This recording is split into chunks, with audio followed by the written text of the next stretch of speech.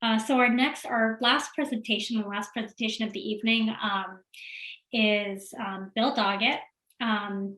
So Bill Doggett is a well-respected published historian, archivist, and lecturer who specializes in African-American performing arts history. During 2020-2021, he's been an artist scholar at the Manhattan School of Music and was the guest presenter for the 2021 annual William Levi Dawson Lecture for Tuskegee University. He is the nephew of 1950s rhythm and blues rock and roll famed pioneering jazz organist Bill Doggett, creator of the landmark instrumental early rock and roll, instrumental of early rock and roll titled Honky Tonk. His presentation is titled Black Swan Records, a Centennial Tribute. Welcome, Bill. Thank you, Maya. Yes, and thanks to all of the presenters in this fantastic session. I've enjoyed all of it and learned so much. All of this is going to be in share screen, so we're going to go now and continue, and I'll be happy to answer any questions. They're in the chat. I did not put my email address in the presentation, but please feel free to ask for it, and we'll go from there.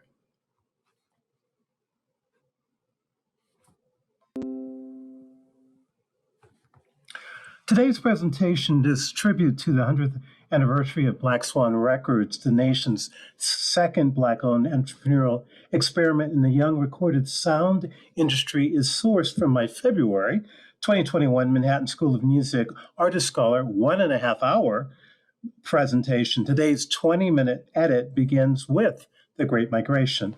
The Great Migration of 1914 to 19 is a metaphorical crossing over the River Jordan, often referenced in the Negro spiritual Deep River. A major social cultural shift of the large African-American Southern population, which would no longer tolerate the white supremacist terror of the Jim Crow South.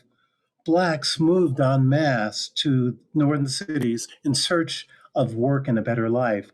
The Great Migration also represented what I call a kaleidoscope of cultural dissonance from the confines of the Jim Crow South. That is to say, God-fearing religious Blacks, sharecroppers, found themselves juxtaposed with trained Black male labor seeking jobs in northern factories, juxtaposed with ambitious and often color-conscious society set of Black intellectuals and professional class, dissonant social, economic, and class counterpoints, which nevertheless had a shared cultural foundation. Enter Harry Pace, close friend of W.E.B. Du Bois, who had also been the business partner to W.C. Handy's music publishing business, Pace and Handy Music.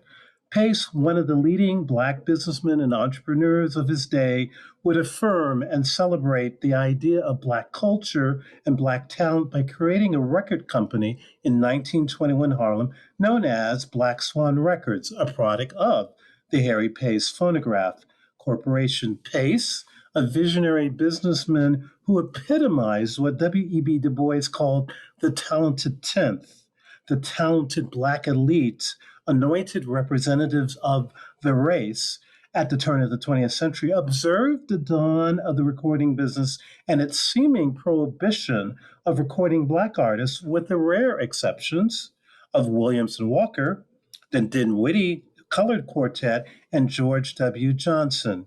As the right-hand man of W.C. Handy's music publishing company, Pace observed the financial success of Black music in recorded formats between 1910 to 1918 in the form of ragtime, jazz, and blues. The 1920 runaway sales hit in both the white and Black demographic markets of Crazy Blues, performed by Mamie Smith, a Black jazz singer, convinced Pace that creating a Black-owned record company for Black artists had untold possibilities. In the bustling new Negro Mecca of Harlem, in the spring of 1921, Pace founded his record company, Black Swan, as a dedication to the historic Black soprano, of the 1850s, 1870s, Elizabeth Taylor Greenfield, known to have a voice like a swan. The label name was a metaphor that also challenged the reality that Pace was one of the shining beacons of the upper class, Black elite of the late teens and early 20s. Pace's priority for recorded music on his label were Palm Court Society, classical music, and opera, music he would call and advertise as classic music, versus the blues and jazz pop music that had fueled his original concept of creating a record label. Pace was faced with the economic realities that it was the blues recordings of Black Swan signed artists Ethel Waters, Katie Crippen, Lulu Whitby, Alberta Hunter, and Trixie Smith that drove the profit margin of Black Swan Records.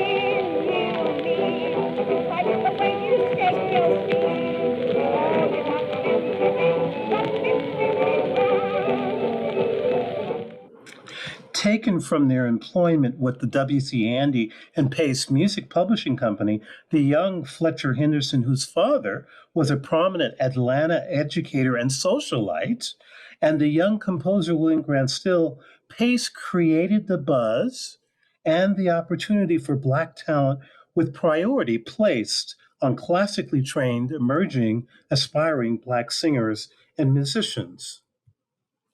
Two such artists were the sopranos Revilla Hughes and Antoinette Garns, both classically trained singers emerging out of the shadows of World War I and the Great Migration. Pace chose Hughes to be the first to record for his label with two popular light classical songs, Thank God for the Garden and At Dawning. Hughes's classical career, however, was stymied by, quote, the color bar in classical music, the artificial limitation forced on colored musicians of this time period with classical training because of their race. Hughes found a greater reception on the Broadway stage and on radio during the 1920s. Antoinette Garns, a Detroit native, was one of the most important under-celebrated operatic trained Black sopranos to emerge after World War I and the Great Migration. She graduated with distinction in 1919 from Chicago Music College, where she was the first Black graduate to win the college's esteemed Alexander Revell Diamond Prize and received her master's there as well in 1920. Antoinette Garns was the first Black soprano to be on the roster of an American opera company in the early 1920s, Mary Garden's Chicago Grand Opera. Despite the earlier 1919 George Broom special record recordings of the Black soprano Florence Colt Talbert, Antoinette Garns was the first Black opera soprano affiliated with a main stage opera company to make a sound recording.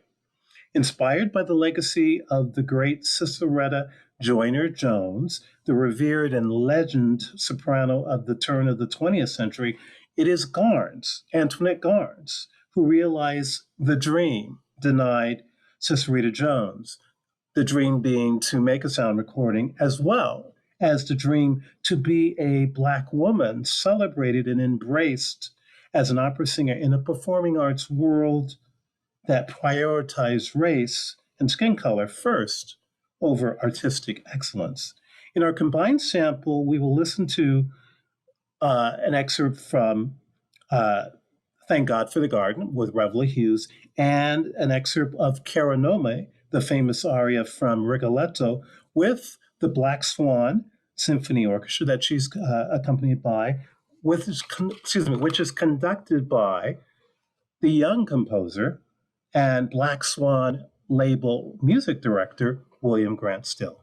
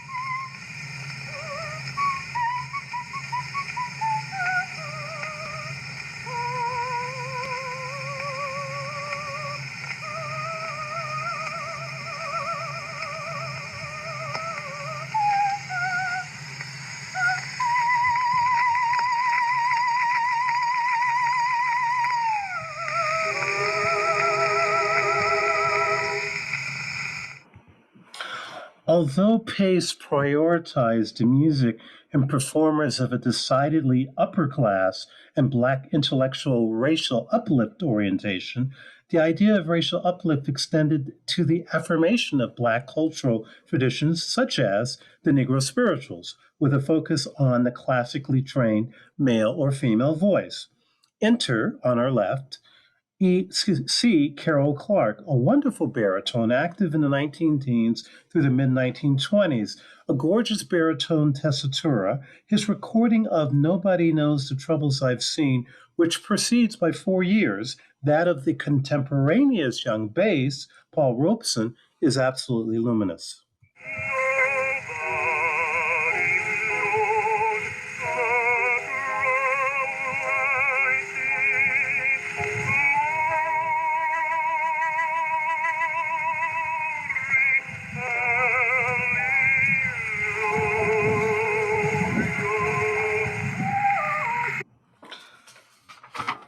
There is so much more to this presentation. I cannot tell you, an hour and a half, there are like 10 other slides. But for purposes of time, I close with this. Harry Pace's Black Swan Records of 1921 to 24 was a notable enterprise that from its beginning was fraught with complications of what I call both social and political dissonance around race and race progress in the early 1920s. Pace's Black elite status and prioritization of classical music was disconnected from the jazz and blues taste of his mainstream buying audience. Iron curtains created by mainstream white labels to owning a pressing plant to manufacture his records, and stonewalling traditional distribution channels for his records effectively doomed the financial success despite Pace's extraordinary creative marketing strategies. Terrorism, with racial implications in the thwarted 1922 bombing of the Black Swan Long Island pressing plant, had a critical through line to the racial terror unleashed on Black entrepreneurial success a year earlier in the Tulsa Massacre and destruction of Black Wall Street, May 31st to June 1st, 1921. Alas, the dreams of freedom, of the Great Migration, from the last, excuse me, from the alas, the dreams of freedom, of the Great Migration, from terror of the Jim Crow South, were shattered in northern cities by the pervasive riots of the Red Summer of 1919 and crescendoing between 1920 to 22 with white supremacist destructions of Black success in Tulsa, in Rosewood, Florida, in Oshie, Florida, and elsewhere. Nonetheless, this exceptional lost generation of Black artistic talent emerging between 1918 to 1924, which found resonance in the sound recordings by not just Harry Pace's Black Swan Record Company, but before him in George Broom's Broom Special Records of 1919, and later in 1927 by Mayo Williams' Chicago-based Black Patty Records, did not die without leaving a mark. To the contrary, because of these entrepreneurial and enterprising Black men's visions to give voice and intention to Black voices, previously unwanted, that inspired the entire world of race records as a prosperous marketing niche for mainstream white labels, recording industry from the mid 1920s forward. It is Harry Pace that gives the opportunity, not just for OK, but in particular for Paramount, for Jeanette. It is Harry Pace's work with Ethel Waters that allows Bessie Smith to shine for Columbia by 1924, 25, 26. Indeed, I must say, happy 100th birthday, happy centennial, Harry Pace and the Black Swan record label. Thank you very much for listening. If you are interested in the fuller presentation, which is much more substantial, but I cut severely for time reasons, there is a link that Maya Lerman can put into the chat to the Manhattan School of Music presentation that was in February, and there are other presentations that are similar that are on my website. My website is BillDoggettProductions.com. So thank you very much for listening, and I am here and open and interested in hearing your questions. Thank you so much, Bill. Could you actually send me the link to the presentation, and I'll put that in the chat? I actually don't have it in front of me. I'd sent it earlier, but that's okay. No problem. I can nonetheless. I will say this. My email address is bdoggett55 I'll repeat that. bdoggett55 and I can send it to anyone interested. Yes, and yeah, you can also put it in your profile in Hubalo. So if you get that link to the presentation as well.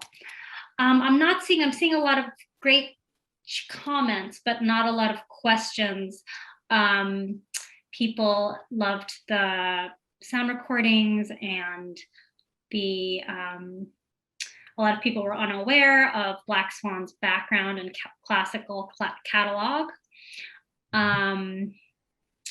And people enjoyed the videos and the graphics as well as me. Thank you for that.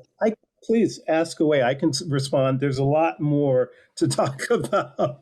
I was really concerned about not running over, as I have in my past arts conference Yeah, you presentations. did a I've great always job. run You're over. under time. So I'm sure I probably missed this, but so when Black Swan was releasing the classical recordings, they were simultaneously releasing the blues and jazz recordings as Not well. necessarily. It didn't. They not simultaneously. It was not a company that was that flush in financially to be able to do that. They Pace Harry Pace was essentially an upper class black elite individual, a businessman who really truly prioritized um, the music of Negro uplift, which is a whole, excuse me, racial uplift, which is a whole conversation in itself. But essentially, the idea around the music that he and W. Du Bois and others were prioritizing and thinking that was good was this idea of lifting the race, the Negro race. This is the idea coming out of the turn of the century of Booker T. Washington, W. B. Du Bois, that if African Americans could prove to white America that they were just as capable or talented as their counterparts, then that was a way of proving oneself. And part of that musically was the how would I say the affirmation, not just of the popular identified music that was brought forward, in particular the Negro spiritual. H.T. Burley, Harry Thackeray Burley had a very famous series of arrangements in 1916, which were done actually for his white opera friends, many of whom were at the Metropolitan Opera, for their recitals. That material was part of the idea of racial uplift, but more so, racial uplift was specifically around the Palm Court Society and opera. And that's really where Pace's heart laid. And that was also a dissonance, if you will. It's a cultural and class dissonance because what he had observed with the 1920 hit on OK Records, Mamie Smith, Crazy Blues, which was a Perry Bradford tune, was a jazz and blues tune. That's what inspired him to go forward with this record. But his record, but the reality was is that he was on some level.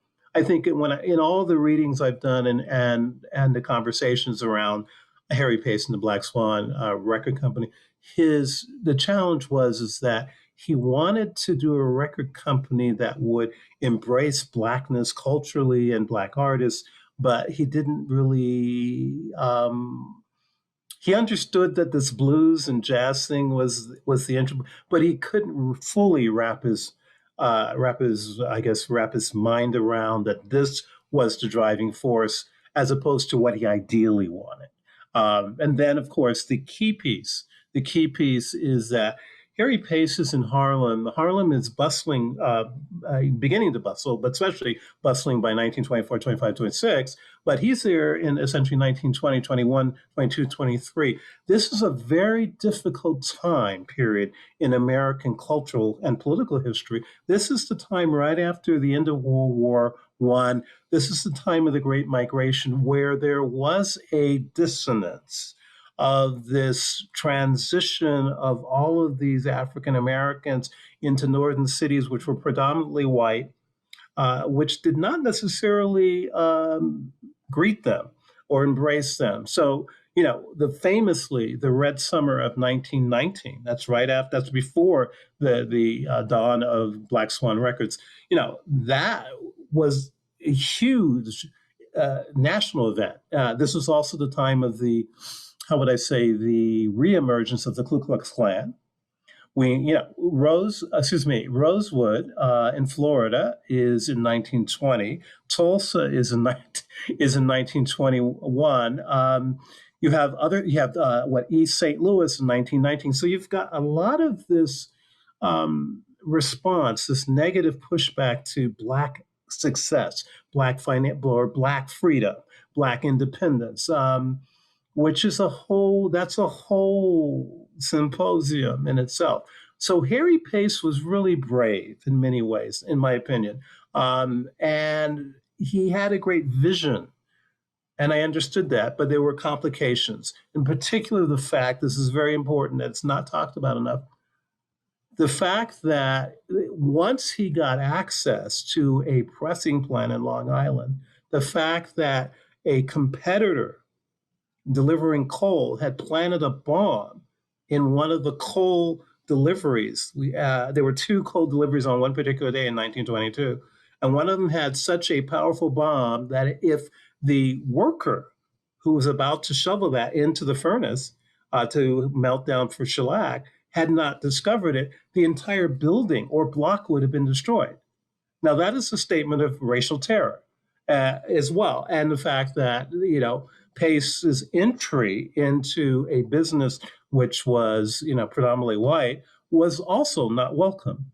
But however, in the long run, in the big picture, he set in motion another entrepreneur who had quite a bit of success, at least for 1 year, Maya Williams, with the Black Patty record label in Chicago. Even though it was only 1 year in 1927, Maya Williams went on to be an A&R person for Decca Records for their Sepia series in the 30s and 40s. So, and fast forward, it is all of this. It's George Brum in Boston area in 1919 with his Brum Special Records. It's Harry Pace in Harlem in the early 20s, and Maya Williams in Chicago in 1927 that give the inspiration for Berry Gordy in the late 1950s to actually go forward and to have a successful, long living, Black owned record label,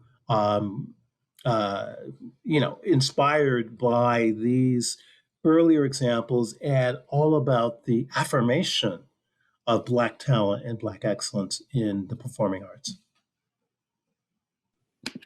Excellent. Thanks so much. Yeah, it sounds like Pace was very brave, and I'm glad that he stuck with his open vision of what American music.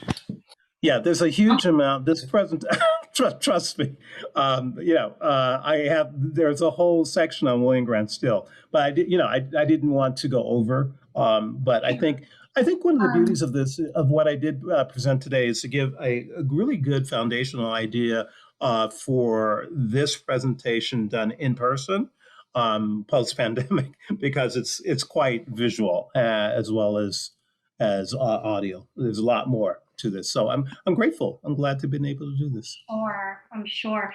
A few questions did come in. I don't know if we'll have time for all of them, but you can answer them in the chat. If you go to your Hubelo, you can go to the join session. So Carrie asks, do you know who owns the Black Swan Masters today, if any exist? I do not know that. Unfortunately, Carrie, there is available on Amazon what's called a Black Swan sampler, but it's not all Black Swan recordings. There is a CD recording that came out, I believe, last year that Tim Brooks was involved in, which was a showcase of the Red label concert Black Swans, which were expressly and specifically dedicated to the showcase of African American talent in classical music. That is available. That has one of the persons who I cut. Who am I thinking of?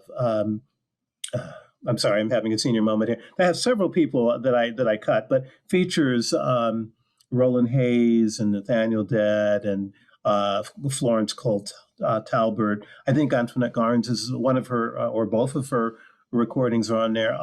But other than that, I don't know. I do know that I believe it is in either late 1923 or early 1924 that Pace cut a deal, if you will, that was temporary with Paramount Records. And there was a Black Swan Paramount temporary label for the reissue of essentially original Black Swan material on the Paramount label, but those as well, like the Black Patty and Black Swan and the Broom Special Records, all of these three Black business entrepreneurial ventures into the early recorded sound industry, all of those recordings had or challenges because of distribution, the distribution channels of the major companies, Victor, Columbia, Edison's, they were kept out. This is also a part of the cultural and political time in which these gentlemen were rising. Black talent and Black entrepreneurial success had existed in the Jim Crow South and in segregation. But once this great migration came forward and this attempt to integrate America and Blacks coming into the northern cities, there was resistance.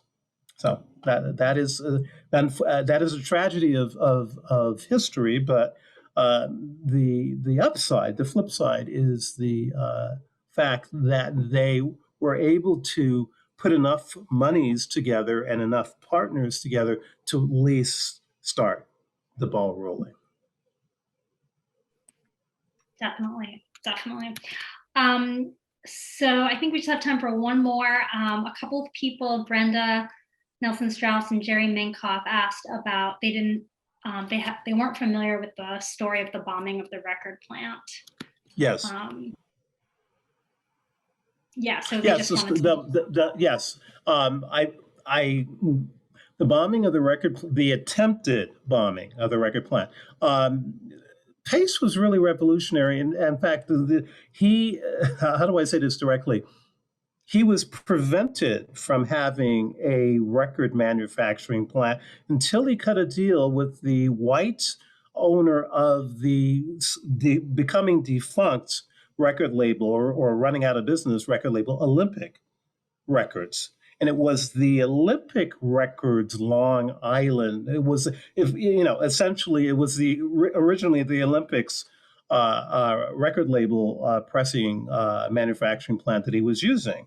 But there was this very unusual, ahead of its time collaboration between this colored man and this white man, both in the record business, to do this. But the supplying of the coal for the shellac came from two different distributors. It's been documented as quite the story. Both of these shipments of coal came the same day and were not distinguished from each other. So they didn't know which coal supplier had actually planted the bomb. But it went into the newspaper. It is